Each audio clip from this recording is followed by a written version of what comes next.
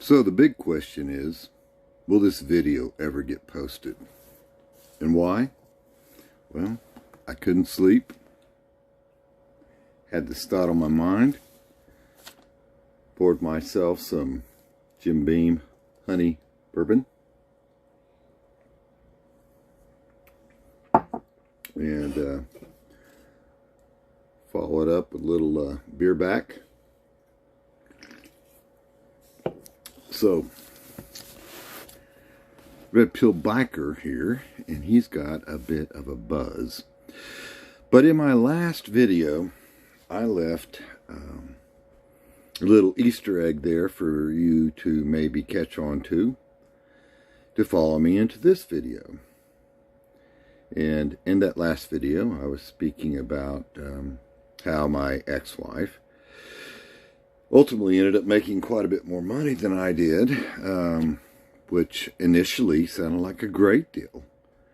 Like it would be, you know, hey, who would not want more money coming into their home? Well, here's what I learned, guys. Your money is our money. Your money goes into our bank account, and it's a shared thing. Well, okay, being a former trad con, I would have agreed with that. But her money was her money. So, let me use this as an example. Imagine a world, guys. Imagine a world where everything was upside down, in my marriage anyway, and I was the successful attorney. And she was the school teacher. So, give you a little brief information. I went back to college after I got out of the Marine Corps. Drove a truck, did a few other things, but ultimately I thought, you know, I'm going to go back to school. Thought I was going to go back and major in psychology, which I had done before. Before that, it was majoring in business back in my teens and early 20s. And I took a few history classes. And I got really drawn into them. Did very well, enjoyed the subject, studied it, and was well on my way to a history degree. Then it dawned on me, what do you do with a history degree? Well, I'm waiting. Not much. Your options with a history degree are to go on and get a doctorate degree and teach at a college somewhere, and hopefully attempt to pay off, you know, your $100,000 worth of history debt while working at the local community college. Or you stay and you go over and you jump over to the School of Education and you pick up a second degree in education, and so you can go teach at a high school level, which is what I chose to do.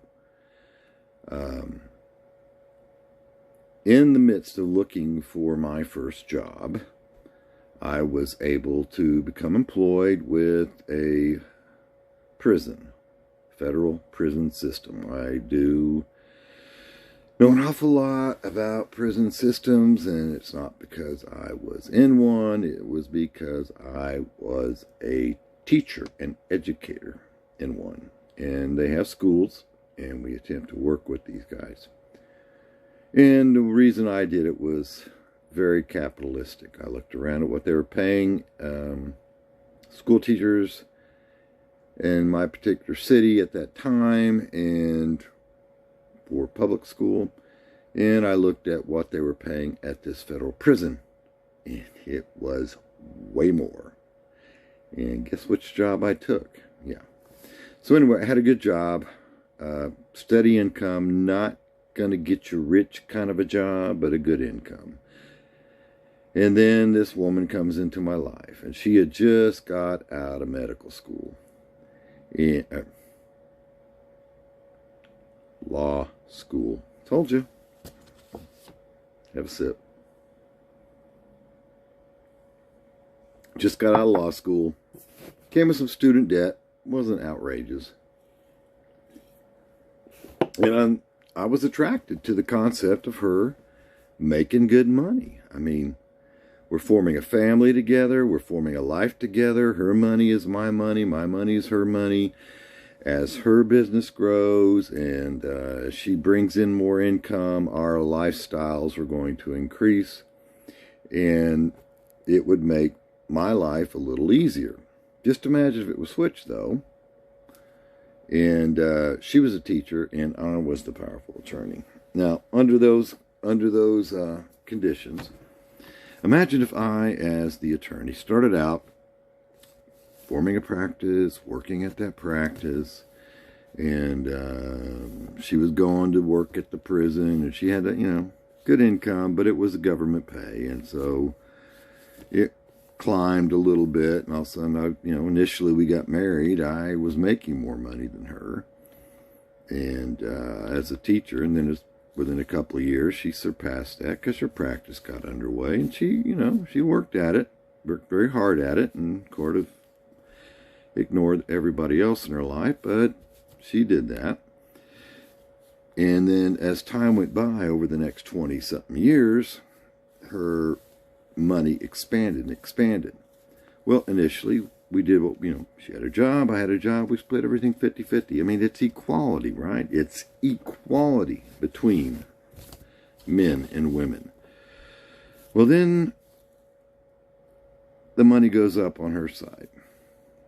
It was probably within the first 5 years that she was doubling what I was paying, but I was still paying 50%. Now imagine, in my scenario from earlier, that I was the man and my income had doubled, and yet I was expecting my wife, the school teacher, to still pay half. All right, well, maybe you could live with that. Then it doubles again. I'm making 3 or 4 times as much. But every bill that came in was 50%, you pay it. Oh no, we need a bigger house now. I'd go along with it. Was she going to pay a little extra towards it because she was making so much more money than me? Oh, hell no. 50-50, baby. All the way down the line. I worked. There were times I would get up in the morning making a decent living, and I would not have enough money to buy a cup of coffee on the way to work. Now, she would have hundreds of dollars in cash. She got paid in cash a lot. She would have hundreds of dollars in cash to do as she pleased. And, of course, when tax time came around, none of that got mentioned to Uncle Sam. Uncle Sam knew what I made because it was a paycheck, and I worked for him. So there was never any real question about that. But anyway, as time went by, she kept making more and more money. And it never really filtered down to me. If we did have an increase in our lifestyle, I would still be responsible for 50% of that lifestyle. Now, as a dude, you just take it because that's just the way it is. But I would have not have made those choices. The last house we owned together, we had a perfectly fine house. We were within $18,000 of paying off and owning a house outright. No, gotta move to the bigger house, newer house, nicer house. It was a nice house. Had a nice pool in the backyard. We were living large. And I never had any goddamn cash in my pocket because everything was going to pay the bills, to pay for the pool guy, to pay for the yard guys, all that stuff. Right down the middle. Although she made considerably more money than I.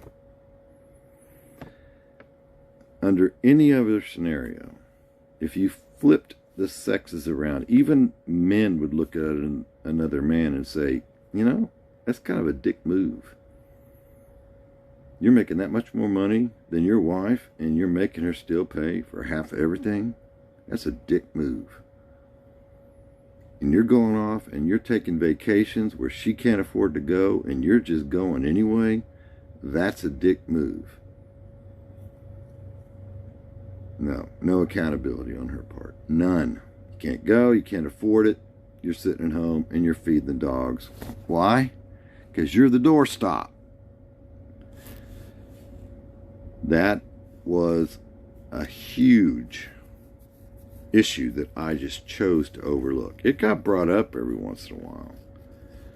And basically I was shut down with shame. Like, you can't carry your own weight and all this kind of stuff. And I'm like, well, the reality is the weight I'm carrying is the shit you want. I never wanted this. I was happy in our other home. I was content being there. I was content with the concept of having a paid off home. How many of you guys got a paid off home? How many of you guys could have had a paid off home if you'd stayed in the home? Things to think about. Just know this, fellas. It sounds great to marry a woman who makes more money than you, but it won't be worked. It won't be handled in the same way if the roles were reversed. She makes more money. She makes more money. You're still paying for half of everything. It doesn't change. Her income goes up to $200,000 or $300,000. She wants to live a life that's $200,000 and $300,000 life. Well, you're expected to continue to pay for half of all that. It will not filter down to you.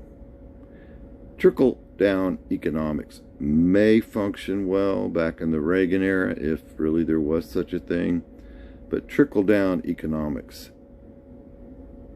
is not a marital position. Trickle-down economics does not exist in a marriage. Even if you buy into the concept that a woman who makes more money than you will contribute more to the lifestyle, you're wrong, because you will have two separate lifestyles. You will have your lifestyle, whatever it is you can afford, with what's left over paying for half of her lifestyle, and she will have her lifestyle. I kind of hope you catch what I'm saying there. Anyway, that's what happened to me. Now, am I saying that all women are like this? No, of course not. There are logical, well-balanced, equitable, selfless women out there. There are. I just haven't met any of them. I don't know where they're hiding. They are truly the Sasquatches of the human world. You hear about them. Nobody ever really sees one. Men, life is hard. Do not make it any harder than it needs to be. Keep it real, guys.